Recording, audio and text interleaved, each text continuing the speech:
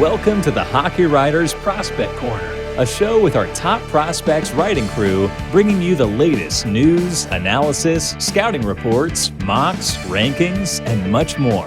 From the World Juniors to the NHL draft floor, from the farm to the NHL, our team covers everything that happens in the world of prospects. So sit back, grab a notebook, and get ready for Prospect Corner.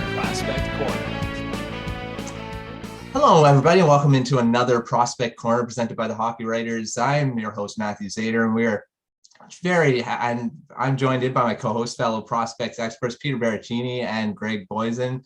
We're also happy to have Melissa Boyd join us today. She is, I'm sure you've seen her. She's on Chicks and Sticks. She's also our resident Montreal Canadiens writer and community manager as well. So she's very busy. How are you today, Melissa? Good. How are you? Thanks for having me. Thanks for having me. Yeah. So, I mean, Prospect's been on episode 3 now. And as always, if you enjoy this show, we've had a lot of views in the first 2 episodes. So thank you for watching.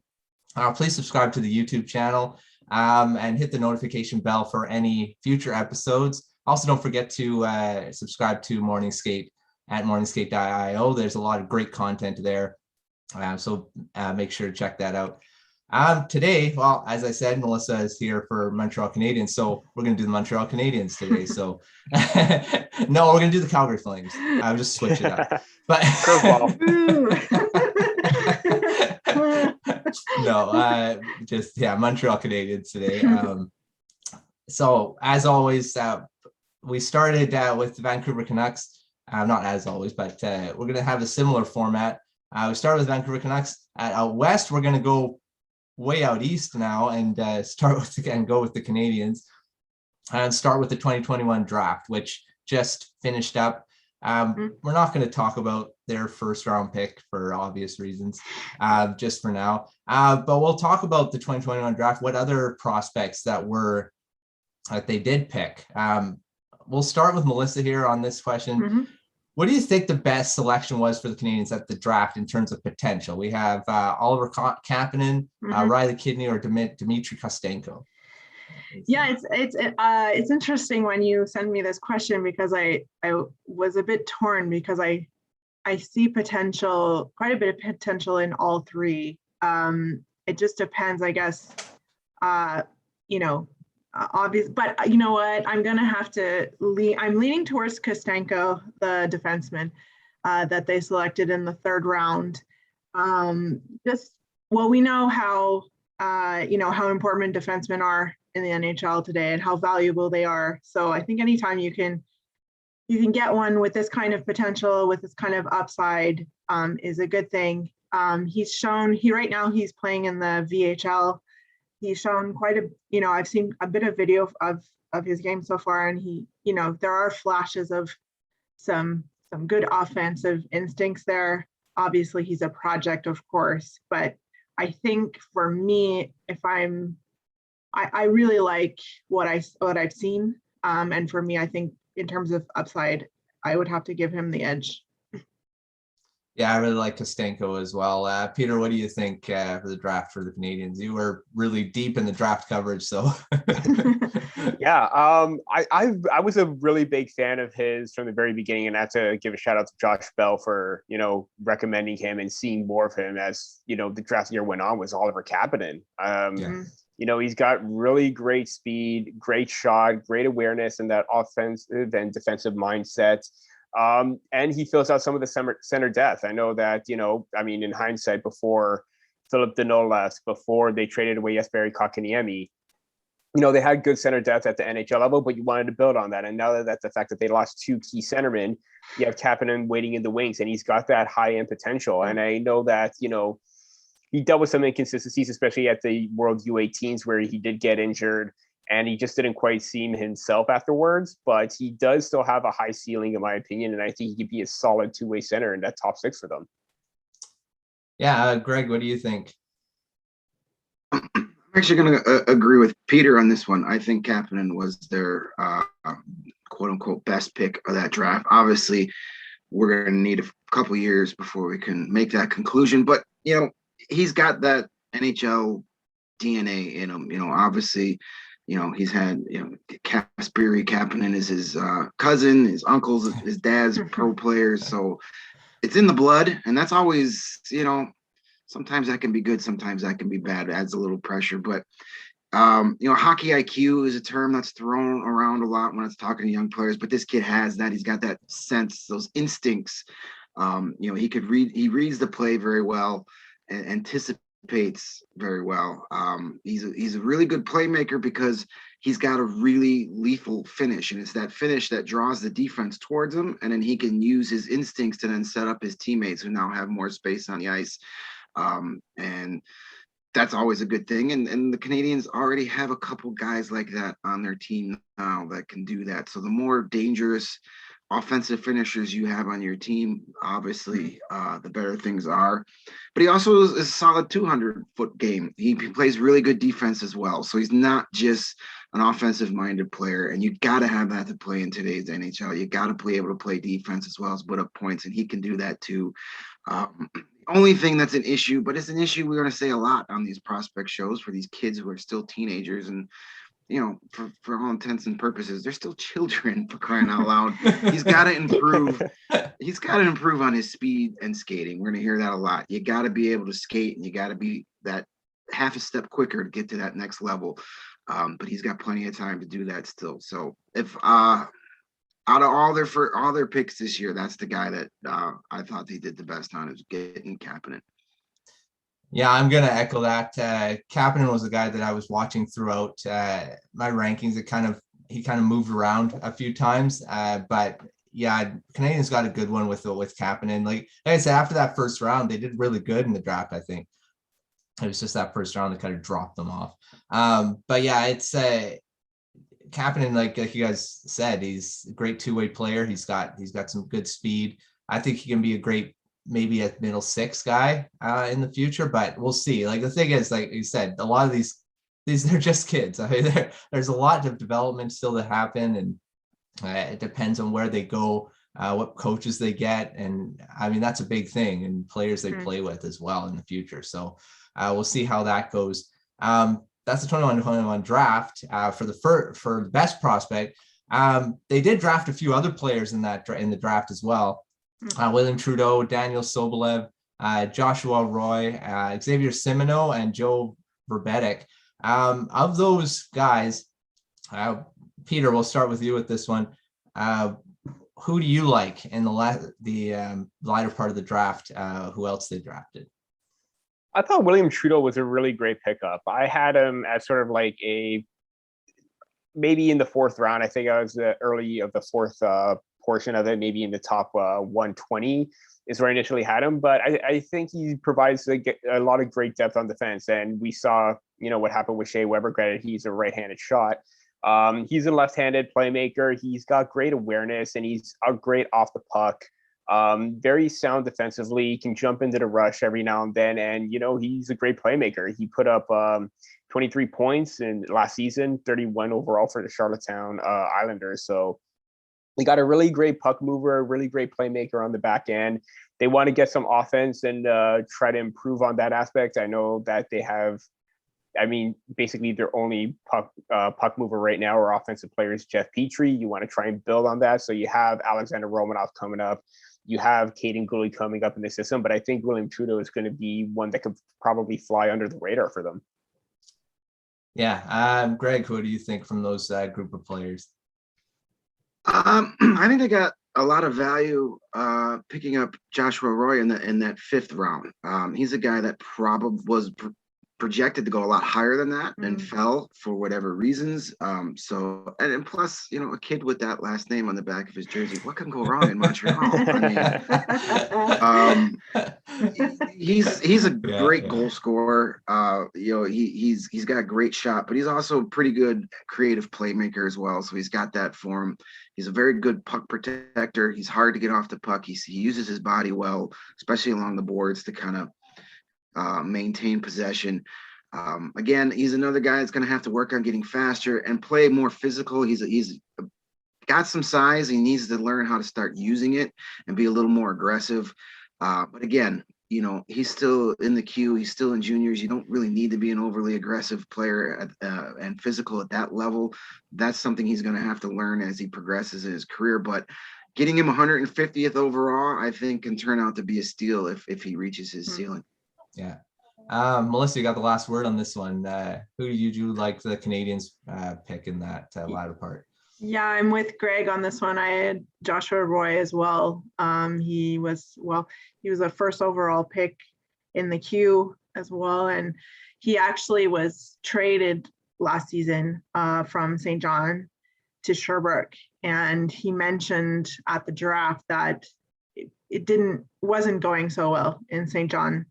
So who knows, you know, if he had played a full season, maybe in Sherbrooke, maybe his draft stock would have been higher and he would have gone a bit higher. But I agree with Greg on all of his points. I think it's one of those things where you see the potential and you just hope that it sort of pans out, and it's obviously, you know, worth it taking him on that. And he's at rookie camp right now. Mm-hmm. And he spoke to the media this week, and, you know, you can just see he's beaming, you know, he can't believe that he gets to wear a Canadiens jersey, you know, so that kind of motivation I think will help him as well. And it sounds like one of the things that was mentioned, I'm not sure how true it was, but that he was, you know, he needs to get into better shape. Yeah. So, and it sounded like from reports from rookie camp is that he's really improved his fitness already. So that's a good sign. Yeah, I mean, like you said, with the Q, they don't have to be physical, and that's the thing they got to develop when they do move out of that league and into the, you know, the AHL and potentially the NHL, is they do develop that physical game, and a lot of these players kind of fall away because of that, and their skill doesn't get them as far if they're not as physical. But there are guys, like you look at guys like Sidney Crosby, came from the Q, ripped it up there, and he rips it up in the NHL, but he's a generational player, so maybe he's not the best comparison. But Lafreniere, same thing. So I mean, it'll be interesting to see how these guys kind of develop if they're in the Q. But yeah, that's the 2021 draft. 2022 draft was just announced, and that's with me in Montreal. So finally, they were supposed to do it this year, but without COVID, it would have happened. But now they'll be able to have a full draft in Montreal. Hopefully, no snags are happening in the next year or so. Fingers crossed. But hopefully, that's going to be pretty much back to normal, and we'll have a great 2022 draft where the players will actually be able to come up and get a jersey and do that normal thing that the 2021 draft guys didn't get to do, which was unfortunate. So now we're going to probably the biggest prospect, or maybe could you call him a prospect? He's kind of on the borderline now. He's on the thin line right now, being an NHLer, really. Is Cole Caufield. He obviously looked at the playoffs. He looked really good in that playoff run. Times maybe looked a little outmatched, but he looked amazing in that playoffs, and we're going to talk about him a bit. Melissa, we'll start with you on this one. Like I said, he was very successful in the playoffs. Do you think that success will carry over to this first full rookie season? Will it be able to actually build upon that, or will teams figured him out and gonna maybe shut him down? Yeah, I think he definitely will. You know, it's funny, I was thinking like sort of reliving his year last year, and it's hard to believe everything that he did and everything he accomplished. Like, it's kind of outrageous. He's been to a Stanley Cup final and he's not even played his rookie season yet. But I definitely think so. You know, you're always worried, especially given his size. You're like, you know, this kid's going to hit the wall at some point. Like you said, they're going to figure him out. But it's just amazing to me just how, you know, people don't give him enough credit for just how intelligent he is. Yeah. With and without the puck, you know, he just makes plays that you go, yeah, like he's a great player. You know, that's what distinguishes the great players. But I definitely think so, and I think I think the Canadiens have improved their power play in the offseason, adding Mike Hoffman. They'll be able to employ the man advantage a little bit differently this year, given that Shea Weber is not in the lineup. So I think just that, and having Mike Hoffman sort of on the other side as the trigger man on the other side, and then having him, it's going to open up some things for him. And the only slight concern would be, is he going to be able to keep it up over 82 games, like a full NHL grind schedule? There's probably going to be periods where he's not as effective, but I think overall, he's going to be a huge part of the team's success this year. Yeah, I liked Caufield when he was drafted. I mean, granted the Canucks got Podkolzin in that draft, but I mean, that was a guy I saw the Canucks looking at, and he would have been amazing in a Canucks uniform too. So, and I knew he was going to be an NHL player. Like, looking at it, I mean, yes, he is undersized, but his skill level is just off the charts, like you said. And he is so smart. Peter, let's look at his, I mean, he's going to have high expectations, especially being in a Canadian market, being on the Montreal Canadiens and what he did. Do you think there's going to be high expectations after what we've seen from him? I'm thinking the answer is going to be yes, but what do you think? I mean, you just read my mind. The answer is going to be yes. I mean, given what he did in a short amount of time and what he did in the playoffs, considering that the Montreal Canadiens were the underdog, they should have no business going up against teams like the Maple Leafs, the Jets, the Vegas Golden Knights, and they even, had a good showings, even though they lost in 5 games to the Tampa Bay Lightning. They played really well, and Caufield was at the forefront of that. So yeah, expectations should be high. This is a perennial goal scorer with all-star potential. And when was the last time that the Montreal Canadiens had a legitimate 30, possibly 40 goal scorer in their lineup? It's hard to imagine that, And given the fact that, he's only 5'7", everyone's not on his size, to me, he plays a bigger game than what his size is. Yeah. And that's the big thing. And they're going to say that, Nick Suzuki and Cole Caufield, they're not going to do much because they're smaller players. Well, look at Mitch Marner, look at Patrick Kane, look at Nikita Kucherov and Braden Point, all smaller guys, granted a little bit taller than Caufield, but still providing a significant impact. And Melissa made a good point that, teams may figure Caufield out in this stretch or in this full 82 game season. He's only played against 7 teams, or maybe even less than that, maybe less than 7 teams, maybe about 4 or 5, because there was only 10 teams played in the regular season. But, we said time and time again that teams have got to figure out Alex Ovechkin, Steven Stamkos, and Austin Matthews, and teams still haven't figured them out. So I think with Caufield's shot and his ability to even be more mobile and get to the open areas of the ice and utilize a shot, teams are going to be on edge on what to do with him. He's going to be really hard to contain and actually figure him out. Yeah, and like you said, elite players just find a way, and that's what it is. It's the same thing like Ovechkin with his shot. It's like, he's going to have that one timer on that one side. Why can't you stop it? Why can't goalies stop it? It's coming. It's just too good. He just knows how to score, and there's just guys that just have that natural ability. And you mentioned undersized guys. There's another guy on that team, Brendan Gallagher, small guy, but do you think he plays that size? No, he never has played to his size. So I think Caufield will do just fine, and those expectations I think are going to be met. Let's look at what do you think, Greg? I'll go to you on this one. What do you think a successful season for Caufield will look like? At the end of the season, you say, that's a successful season for him. It's a tough one because in a perfect world, in a stats really don't matter world, a successful season is a young player playing his first full NHL season and progressing and making the proper developments in his overall game. We know the kid can shoot, we know the kid can score, but he needs to work on everything else that goes along with being a star in the NHL. Not even a star, but just a contributor at the NHL level. There's so many things that need to go on and off the ice. In a perfect world, he uses this season to progress and take steps in those departments. But I don't think I have to explain to anybody on this panel or anybody watching this show what it's like to play in Montreal and the expectations that come to that, especially when you have the early success he has. So I think in the overall mind of the media and the fans in Montreal, anything less than 25 plus goals in a Calder Trophy is going to be deemed a failure of a season, and that's unfair. Yeah. You have to judge it on everything. You have to judge it on not just how many points he scores, how many goals he has.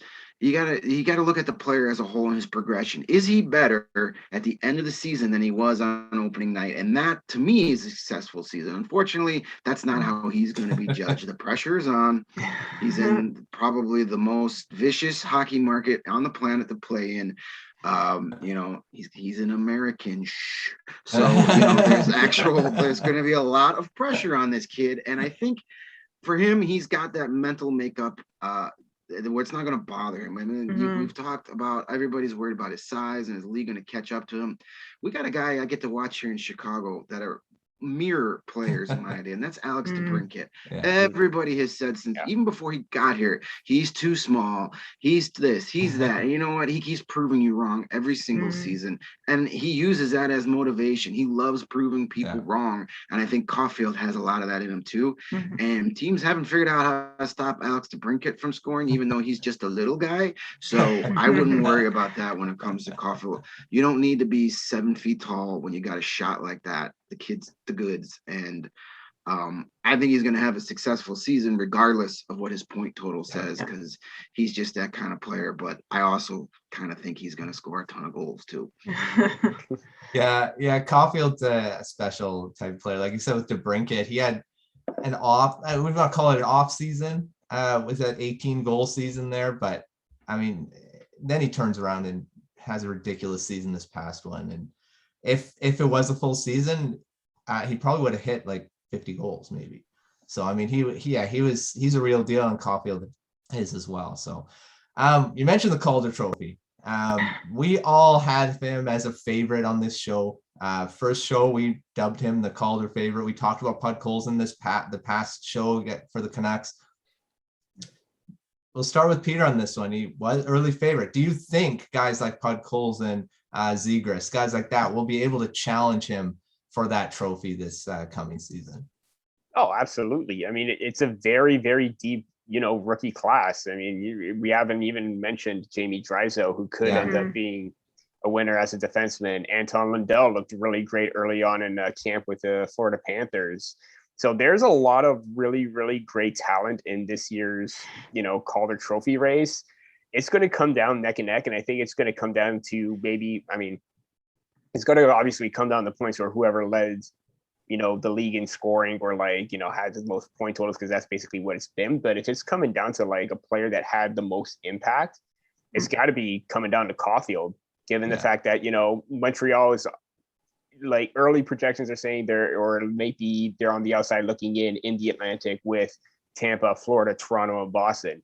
If Montreal gets into the playoffs, it's going to be all because of the play of Cole Caufield and leading that way and being that impact player. So if he gets to that playoff mark, or if they get in somehow, you have to think he's got to be a winner, whether or not Trevor Zegras puts up, a solid 50, 60 points. Same with Lundell or whoever's up in that running as well. Quentin Byfield, haven't even mentioned him. So a lot of great talent. I think it's going to be very neck and neck. Greg, do you agree with that, or do you think there's a guy, dark horse, that could challenge him for it? Yes, I agree with both of those. I mean, there's always a dark horse. When we've mentioned a ton of names of guys, as Peter said, it's a very talented rookie class this year. A lot of guys. So yeah, there will be competition. Obviously, they're not just going to give him the trophy on opening night. But as I've said, and as we've said in the past couple of Prospect Corner shows here, that it is pretty much his trophy to lose. But there will be guys to challenge him for sure. But as we really haven't discussed, it's also he's got a big advantage of where he plays as opposed to where all the other top come. He's in Montreal. I mean, he's going to be exposed in the hockey media world. Guys like Zegras and Drysdale, Byfield, they play out west California. The people who vote for these awards are going to see a lot more Caufield than they are these other guys. Same thing, with Liddell in Florida. Not exactly a hockey market. So that's an advantage for him too. Mhm. He's going to be front and center all season long when it comes to the media coverage. So that's a big advantage too. But in the end, I think it's going to be the play and how valuable is this team that dictates it. And sure, he'll have competition. It's not going to be a runaway, but in the end, I don't see, unless unfortunately something happens where he doesn't get to play a full season, I think it's his trophy. Melissa, you agree with all that? Yeah. Yeah, I do. Well, I'm glad Greg brought that up about where he plays, because I think that's going to be a huge factor in deciding this. But I also think I think it's also going to be the role that he plays, and a bit what Peter mentioned about his impact. I think I 100% agree that he is going to be a big reason why or why not they make the playoffs this year. And yeah, he's already front and center. So he's already being penciled in on the top line next to Suzuki. So he's got, he's already 2 steps ahead. But I agree. Like, I was thinking this morning of all the rookies coming in, and I kept forgetting, oh yeah, Quinton Byfield, forgot about him. So there's going to be a ton. It's just, and he's already established too after what he did last season. Yeah. So people know him, and but yeah, you guys covered it all. Yeah, I totally agree with that. I mean, the thing is, I mentioned in the last episode too about Caufield's going to have a lot more skill to play with as well. If you're looking at Zegras, he's going to have to carry his line. You're looking at Byfield, the same thing. I mean, he may play with guys like Kopitar, but I mean, he's not playing with guys that are going to help him a lot. Caufield's got a few guys that can help him out, and he's going to prime power play time. Not saying these other guys won't either, but I think he's just set up a lot better than a lot of these other prospects. Mentioned Podkolzin in the last episode too. I mean, he's going to probably play on the third line, even though everyone's saying, well, he'll probably be in the top 6, maybe not this season. But yeah, Caufield's going to have a lot more advantage, I think. So that's halfway point of this show. This is the Prospects Corner presented by the Hockey Writers. Obviously, if you enjoy this show, please subscribe to our YouTube channel. There's a ton of great content on that channel as well. Like I said, Melissa hosts Chicks and Sticks, which is a great show. We got the Grind Line, which is also an amazing show there. One of our originals, along with Blackhawks Banter, Maple Leafs Lounge, and the new Union Junction show as well. So there's a ton more, and there's a couple more shows. Stay tuned. There's some new shows coming up this season as well. So, I mean, there's going to be tons of content on the Hockey Writers YouTube channel. There's, of course, tons of content on our website as well. Lots of great content coming out. Preseason is be kicking off next week. It's amazing. And training camps are ready. Rookie camps started. Training camps are just around the corner. So hockey's back, which is amazing. We did have a short off season, but to me, I don't think it was. It seemed long to me. So I mean, like it was forever. Yeah. But I mean, a month is long for hockey fans. So I mean, a week is long for hockey. So I mean, if hockey's gone for like a day, we're kind of freaking out already. Full on panic mode. Yeah, right. Panic button. So now let's continue the show. We're going to look at other prospects in the system now. There is some other guys that have been drafted in other drafts. We're going to start with Mattias Norlinder. He's been impressive early on in development camp. You've been watching that, Melissa. What are your early impressions of him watching that? Yeah, he has, and he definitely carries himself very confidently. He's got that swagger, you can tell. He's already, if he makes it, he's going to be a fan favorite. You can bet on that. And the coach, new Laval Rocket head coach Jean-François Hull mentioned that he really likes what he sees. He knows, he's very confident in all of his decisions that he makes. He knows what kind of player that he is. I know it sounds an awful lot like they're going to give him a really good chance in training camp to make the team, even though there's not a ton of room. But they're going to give him a really good look. And if he doesn't make it. He's going back to Sweden, back to Frölunda, which I think if you did a consensus of Habs fans, that's probably what they would prefer happen. He does need to work on the defensive side of his game, but the potential and the upside is definitely very evident. So we'll see if he's able to put it all together, and I can't wait to see him in game action. Actually, the Canadiens play the Sens today in their first prospects game, so looking forward to that, just to see how he's adapting to North American ice as well. His first time over here, so it'll be really interesting to follow him.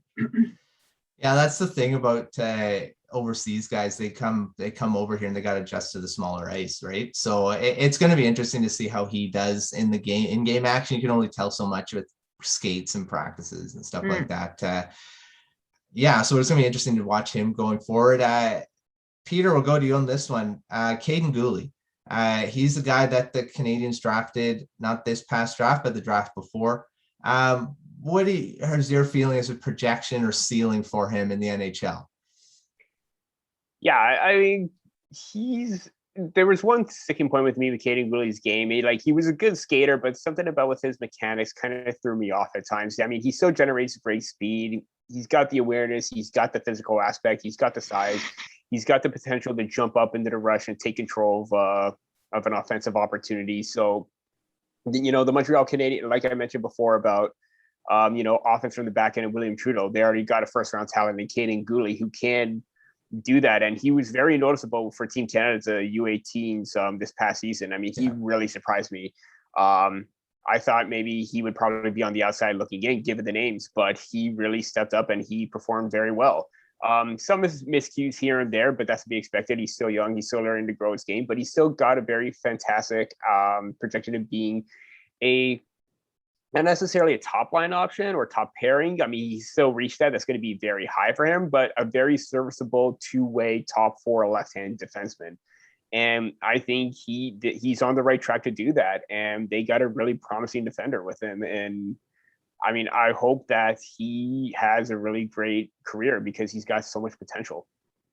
Yeah, I was surprised where he got drafted actually in that draft. He was supposed to be higher up, but Montreal got a pretty good guy in that.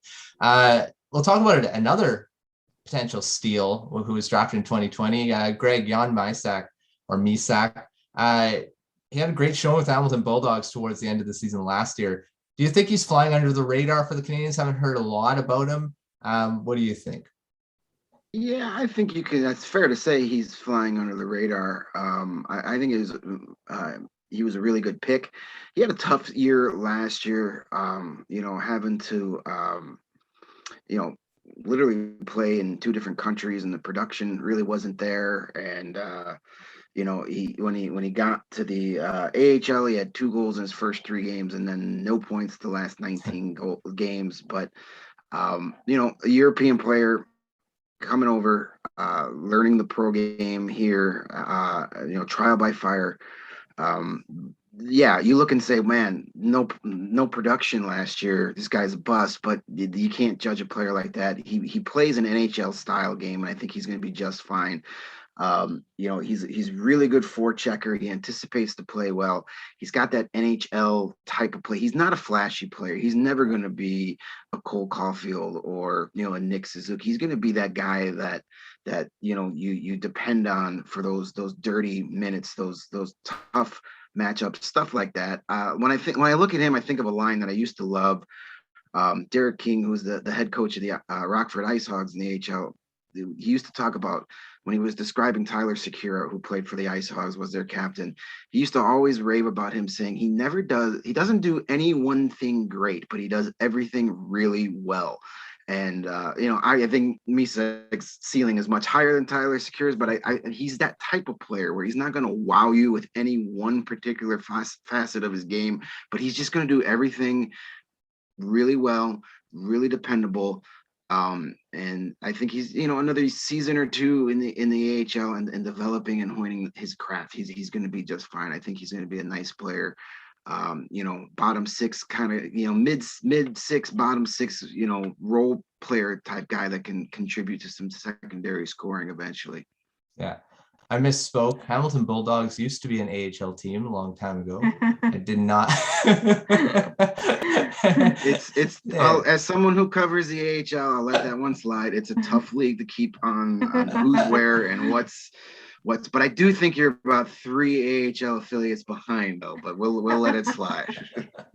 Yeah, I realized that after. I'm like, okay, that's not right. No, you're so right. They're the OHL team, so yeah, they're the OHL team. Yeah. I said AHL, OHL. They I still know. exist. I'm like, yeah. he did they still play exist, just in not the in the right team. different league. Well, you Just confused me a misread little the bit league. when you said that because I said, "Oh crap! Did I look up the wrong player?" Because I don't remember seeing Bulldogs anywhere on his list. Yeah. That's the problem when teams move and they still stay the same, but it's in a different league. That's the thing. But there's correction on that one. Other prospects.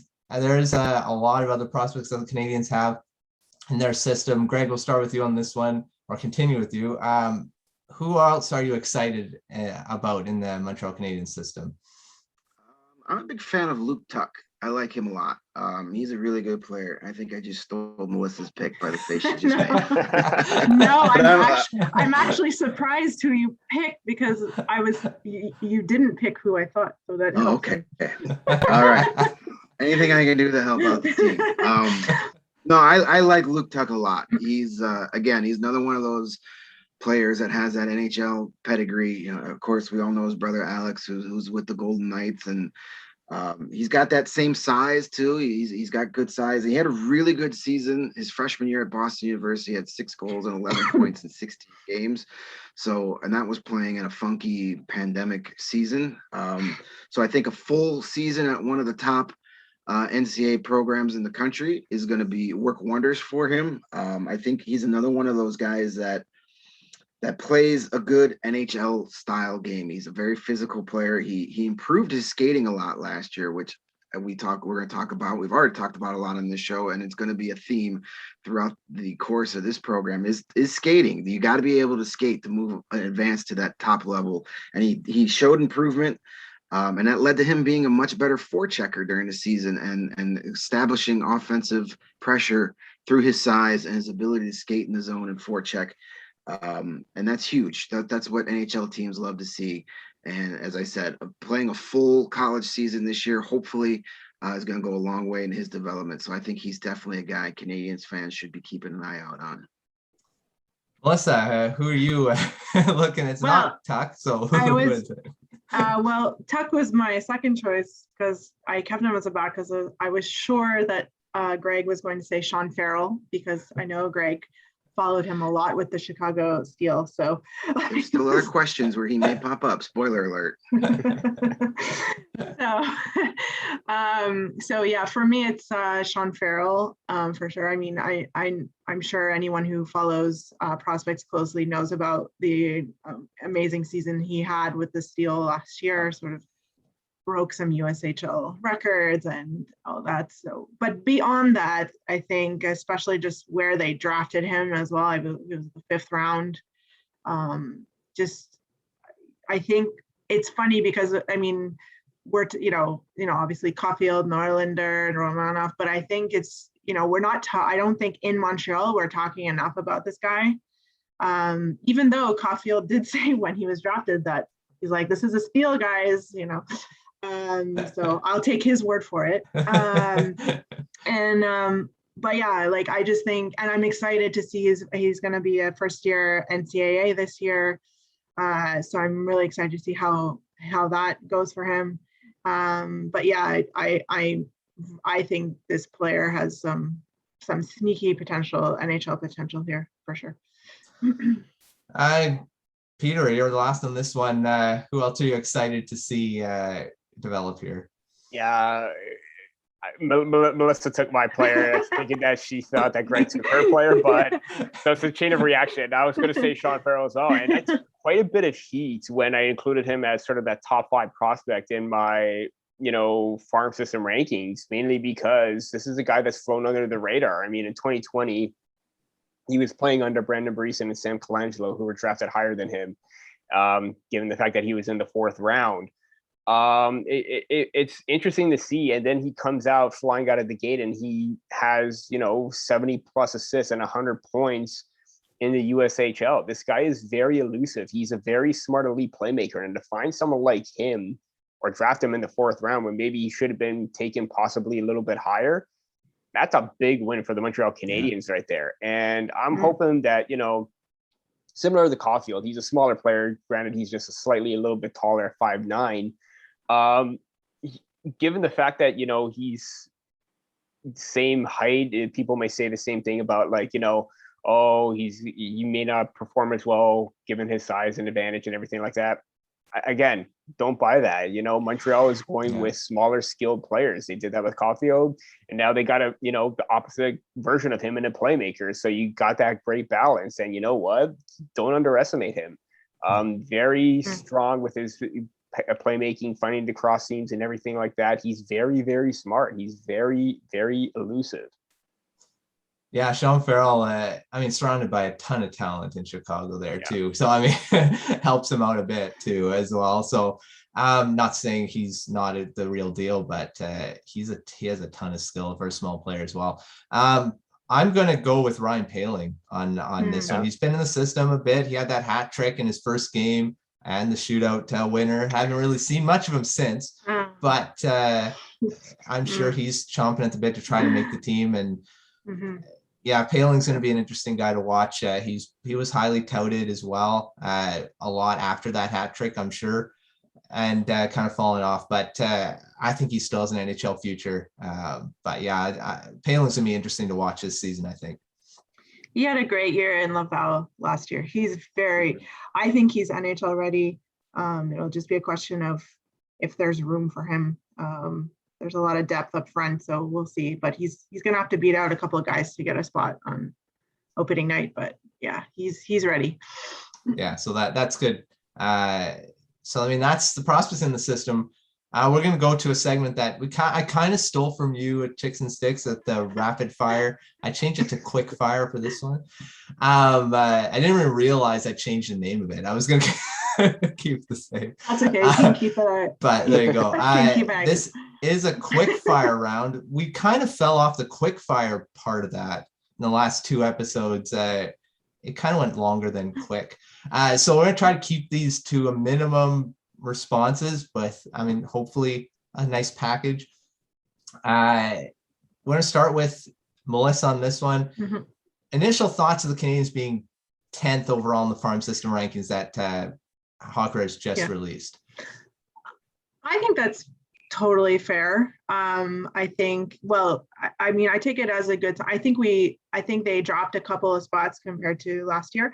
I think that's fair because we had a couple of our prospects graduate this year. So that's always good news. You want to see that, right? That they graduate. So I think that's fair. And our prospects pool is people always like to criticize Marc Bergevin for a number of reasons, and some are valid, but he arrived as GM with no prospect pool. Yeah, we were in none. So it's nice to see that we actually have something quite good now. So I think, I'm good with that ranking. I approve of that ranking. Approve. And Peter, you put him at 10th. So just a little bit of explanation of why you think they're the 10th overall in the farm system of the NHL. To be honest, the saving grace was Cole Caufield. I hate to say that, but if he played more than, the allotted 25 games in the regular season or the 50 total for both the playoffs and the regular season, he wouldn't be there and he probably would have been a little bit lower. Maybe Montreal would still be in that top 15 range, given the depth that they have with Caden Gooly, with Kapanen coming up, Trudeau, and a bunch of other names, Josh Brook, Sean Farrell. They still got quality players. And as you mentioned too, Ryan Palin, someone that's maybe fallen down the depth chart given the type of players that they have right now, but a really good prospect pool for, the top 15, no matter what. Greg, last word to you. Do you agree with the 10th overall ranking for the Canadiens? Yeah, I think it's fair. I would have had him somewhere in there, top 12, top 14, somewhere in there. They're falling backwards a little bit, but that's not necessarily a bad thing. That's because they're producing NHL talent. So obviously when your top prospects are no longer prospects and they're full-time NHL players, it's going to take a little while to get guys to replace them. So I mean, having a trending downward prospect pool, so to speak, is not a bad thing necessarily. It means you, especially when you're getting guys to the NHL, and that's what the Canadiens are doing. I think they'll fall a little bit more before they start to even out the ship. Their 2021 draft, while they may have, they have some solid prospects there, but a lot of long-term kind of guys that are projects are going to take some time. So that may affect their ranking going forward. But as Melissa said, I mean, compared to where they were a decade ago, it's night and day. They're doing much better. They've definitely got a lot. They've produced some high quality NHL players, and they've still got a few more on the way, possibly. And as someone who's not a fan of the Canadiens on the outside looking in, and a fan of a team that doesn't really know how to develop talent that well, I would take that prospect pool wherever it's ranked right now over what I have to look at these days. I agree with that fact. The Canucks, they're ranked low, and they're going to go lower in the future too. So 10th overall is something I wish the Canucks were at. They used to be there. But next, you guys don't have to worry about the Carolina Hurricanes offer sheeting. That's true. That's true. Unless they want to spend 12 million on Pettersson. We're going to talk about two defenders that we've already talked about. We're going to look at them head to head. Caden Gooly, Matthias Norlinder. Who is the better defender, Peter? I mean, we've all presented great arguments early on, but they're both different players. Mattias Norlinder is more that offensive, speedy type of puck moving defenseman. Caden Gooly, that two-way player. Norlinder has been in the system longer than Guhle, just slightly a little bit more. But I think in terms of projection and output and overall play, I think maybe Caden Gooly is going to provide more of that impact, be that, stalwart on the back end, be that major figure that, he's going to be tough to go up against. And, we've seen the physical play. We've seen everything. He could do it all. So I think my advantage is going to be towards Caden Gooly. All right, one for Guhle. Greg, you going to agree, or is it going to be Norlinder? Well, I mean, it's kind of tough to say, who's going to be the best defender. It depends what you're looking for, because they're different types of players. I think Norlinder is going to be the better offensive defenseman, but as far as overall package, playing defense, offense, physical, I think Guhle is your guy that could be the better overall NHL defender and have the better career going down the road. And that's not a slam on Norlinder. I think he's a really good player, but I think when you look at the whole package as far as NHL defensemen in today's day and age, I think Guhle is the guy that brings more to the table. But I'll take either one of those guys in my team. Melissa, you're going to make it 3 for 3, or is that you're going to give one to Norlinder? I am going to make it 3 for 3. I think for me, if you look at, I would say any prospect that the Habs have, to me, Guhle screams, this guy's going to play in the NHL. Yeah. To me, it's like he's the most sure thing they have of a NHL player. His demeanor, the parallels that are already being made to Shea Weber are, kind of, obviously premature, but it's really uncanny how similar they are on and off the ice. It's he's definitely captain material. I'm not surprised that he's in the conversation to be the captain of Team Canada this year. It's really, so, if you can be half the player that Shea Weber is, then I think we'll all be pretty happy. But yeah, I have to give Caden Guhle, even though I love Norlinder and what I've seen so far.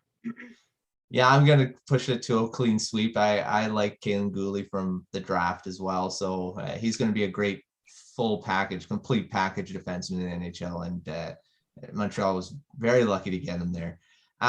Next one, underrated prospects in the system. Greg, who do you have?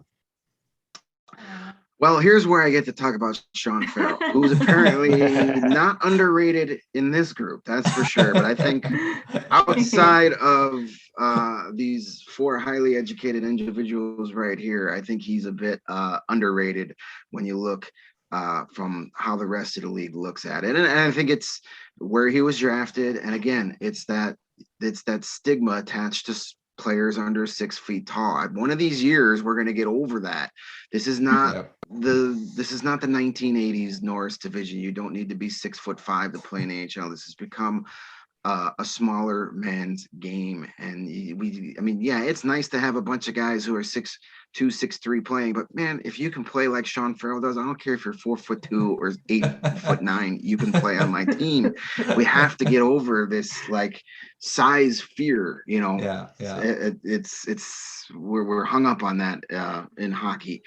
I've had the pleasure, and maybe I'm being biased because I've seen Sean Farrell play in person here with the Chicago Steel. I saw him a couple of games during their playoff run, and the kid is dynamic. He's one of those guys that when he's on the ice, you just watch him. You don't even watch the rest of the play because you don't have to watch the rest of the play because the puck's going to find his stick, and whatever happens on that shift is funneling through him. So just keep he draws your attention.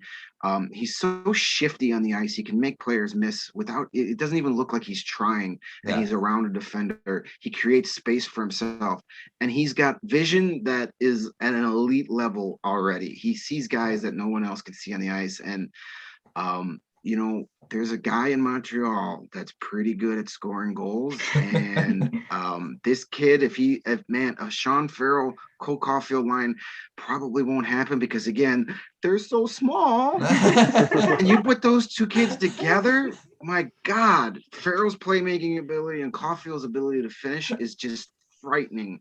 You could force some goaltenders in the early retirement if those two guys hit their ceilings and play together. So I think he's underrated by the rest of the prospect world. And I get it. He's smaller. He's put up huge numbers at the USHL. He's definitely going to have a step up in class this year when he goes to play for Harvard, but I think he's going to be fantastic there too. So big fan of Sean Farrell. Yeah. I am too. Farrell's a pretty good player. Melissa, who do you think underrated in the system?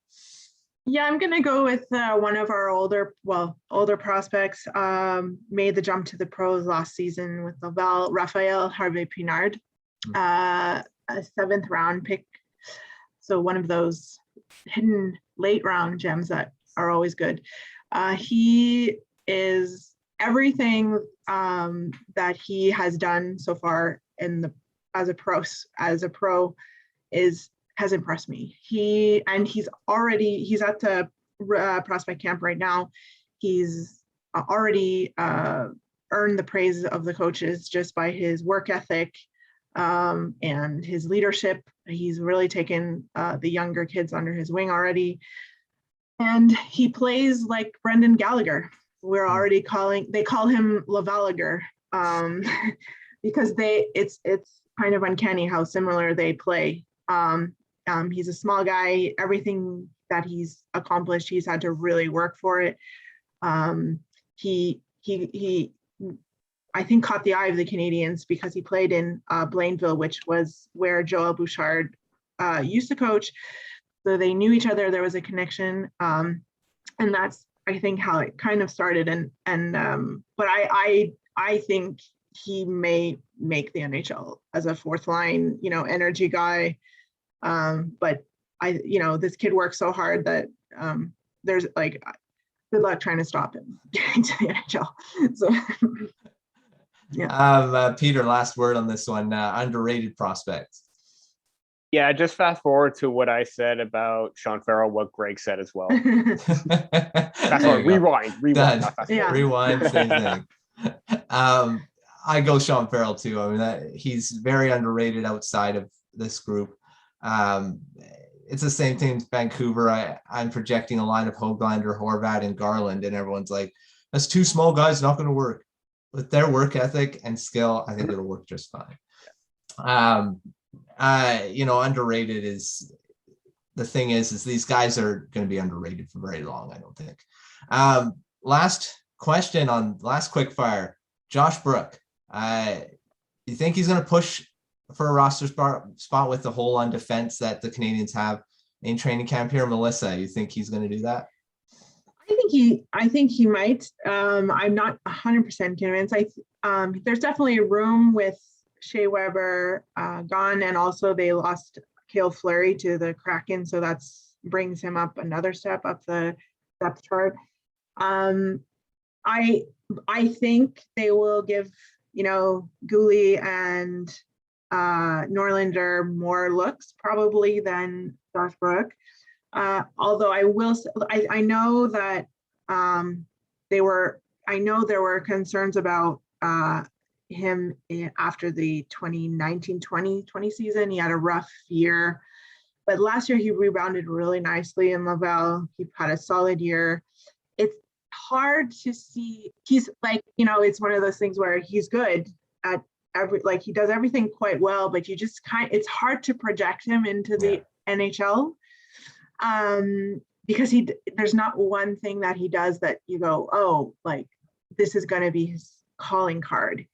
He's just solid all around. So it's hard. I think it's harder for him to stand out just because of that, because he plays more simple game.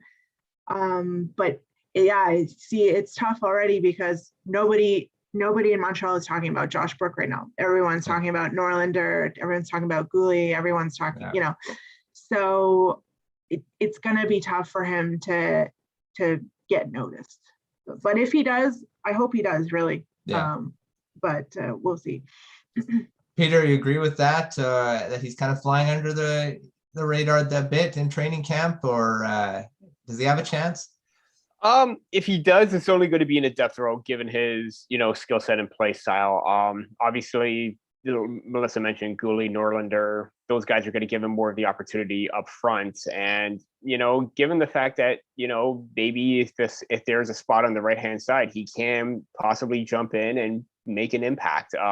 Granted, he's not going to wow you every single night. He only had 15 points in 33 games with the Rocket in 2020-21. So, but he's very steady. He's very reliable in his own end. He's very steady. He's very poised. They're not looking for him to be that puck mover. They're looking for him to be, kind of like in the same mold of like a Brett Kulak or, Joel Edmondson, be that stalwart on the back end and be physical and aggressive and then move the play up. And I think he's going to be that kind of player. It's going to be difficult given the fact that, they already have quite a bit of defensemen. I haven't looked at the depth chart quite yet on who's on the right side. But if he is going to be that right-hand defenseman, he can push. I don't know if he's going to start the season with them. He may be getting calls up and getting good looks, but I think that's probably where he needs to make his decision. This is it for him. He's drafted in 2017. Maybe time is running out. He's got to put his best foot forward. Greg, you agree with that? That he's still kind of on the outside looking in? Yeah, a bit. I think it's all going to depend on what they're looking for to complete out their roster. If he makes the roster, he's not going to be that. He's not going to be the. I mean, obviously they're excited for Norlander and Guhle up there. So if it's Brook that's on the opening night roster, there might be some disappointment. He's not that dynamic, flashy player, but he could be that prototypical third pairing defenseman, that guy that just does what's in the hard work and just is the solid, dependable defensive defenseman. You still need those guys in this game. Everybody loves the guys that can produce offense. The game today is trending to those two-way defensive defensemen, but you still need those guys to block the shots, to clear the crease, to do all the hard work that doesn't get the attention, that doesn't get the Sports Center clips and your spotlight on thehockeywriters.com. Nobody writes articles about those guys. I'm going to start that this season. So if the Canadiens are looking for a guy like that to fill out their roster, then I think he's a good bet. But if if they've got that need already filled, then, it's probably back to the AHL for him. And maybe, it could be that point where after this season, maybe he's one of those guys that just needs to get into a different organization that has more of a need for him. But I still think he could be a potential NHL player, as I said, as that kind of the unheralded defenseman that does all the stuff that you still have to have done. So, if he makes the opening night roster, I feel sorry for your mentions on Twitter, Melissa, but it might be the smartest move out of those three guys. As far as what makes hockey sense for this team right now, it's probably the best move. But going forward in the future, he's not the guy people are most excited about. Just looking at the depth right now, it's Petrie, Savard, Romanov, who could play left or right, and Chris Weidman on the right side. So he's going to have to put his best foot forward. Yeah. He's going to have to beat out Chris Weidman, basically. I was going to say, like, you're looking at guys like Chris Tanev. Why do you think he has such a long career in the NHL? Because that's what he does. He does all the hard work. Outside of Vancouver, he wasn't, and now Calgary, unfortunately. He's not really in the headlines. Even when he was here, he wasn't in articles a lot because he's not exciting to talk about. He's not exciting to write about. His highlights are blocking shots. His highlights are great defensive plays, and that doesn't always get the highlight reel, unless Yeah, we had a guy like that here in Chicago during those cup runs, Nick Jarmelson. It never was the guy that got all the attention, but they wouldn't have won those cups without him. So you need those guys. Yeah, you definitely need those guys, and they still fill a role. And that's what you look at. You look at the draft and guys that don't hit the headlines there either, but they still have value in this league still, and they always will, I think, because you can't always just have a full six defense of all offense, because you're not going to win games unless you want to win them 10-9. And then you better have some forwards that can score as well. No, that's our show. That's another Prospects Corner at the Hockey Writers here. Thanks, Melissa, for joining in on the Montreal Canadiens discussion. It was great to have your insight and expertise. Thanks so much for having me. It was a lot of fun. Yeah, so if you enjoy the show, of course, subscribe to our YouTube channel, hit the like button and notification bell so you don't miss out on any of the episodes of any shows on the YouTube channel. We're getting up there in the amount of shows. Like I said, there's another 2 coming in. Check them all out. I mean, even if you're not a fan of the Detroit Red Wings, check out the Grind Line, because they're an amazing group of guys. They engage, and even if you're not a Red Wings fan, you'll probably have some fun listening to them. They have some fun over there, and all the other shows, they have some great content and discussion as well. So definitely check all of them out. Chicks and Sticks, they have some fun too. I'm a part of all the shows because I record them also. They're all great shows. They're all great guys and girls involved in them. So definitely check all them out. Check out thehockeywriters.com for all the content from them as well. They also write some amazing articles, and check all of us out. And Prospects is going to ramp up as the season goes. 2022 draft is scheduled. We're going to have all the content on this show, rankings, prospect profiles, all that fun stuff. And of course, all the other teams of the Prospects coming up throughout the year, because there's always those interesting prospects to follow. And hopefully it's a normal season for the OHL and all the junior leagues as well. So for Peter, Greg, and Melissa, this is Matthew, and we'll see you next time in the Prospects Corner.